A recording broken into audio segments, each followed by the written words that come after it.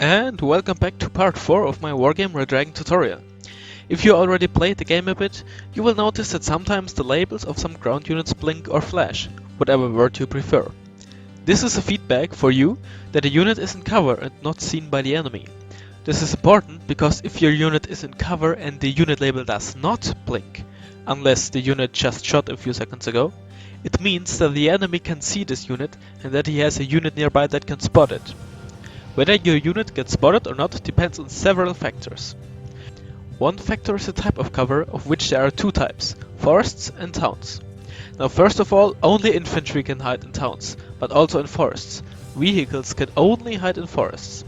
Also, there is no difference between a small bush and a big forest, unless you hide your tank deeper in the forest of course. But if you have a tank at the edge of a forest or standing in a bush that is smaller than itself, it does not really matter. Obviously not every bush counts as cover, but to find out whether something is cover, just hover over it with your mouse. If it turns blue, then it is cover, simple as that.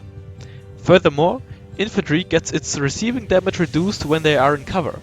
70% damage reduction in towns and 40% damage reduction in forests, whereas vehicles get their speed reduced when driving through forests.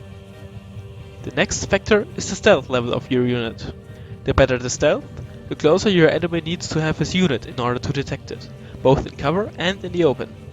Something that is very important is that size has no effect on when your unit gets detected. While there is no ground vehicle with good or very good stealth, a tank and an infantry squad with both good stealth would get detected at the same time. Then there are optics. The better the optics, the earlier your unit can spot unit and identify them, both in cover and in the open. And the last factor is your unit shooting. Your unit shooting creates something called noise, not the noise you hear in game, and often makes your unit visible to the enemy. Of course, providing he has a unit there to spot it.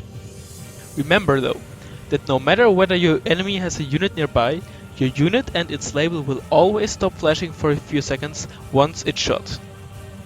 Something that is also very important is line of sight. If you have no line of sight to an enemy unit, you can't spot it, no matter how close you are or how good your unit's optics are. That means that if a tank is fairly deep in the forest, you won't be able to spot it from outside no matter how good your optics are, unless you fly over it of course. To check line of sight with a unit, just simply press the button for fire precision and then hover over the place where you want to check and see whether the line to set place is broken or not. Some standard strategies using the line of sight mechanic is having a tank shoot out of the forest and reversing it immediately so guided weapons can't lock onto it. Also, you can break line of sight with smoke from artillery or napalm.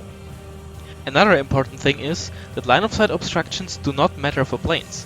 If we have sight on the unit, your plane can shoot at it, providing it has a weapon that can target it, no matter how deep into the forest it is or whether there is a town in front of it. And that already wraps up part 4. As always, thank you for watching and I see you in the next video.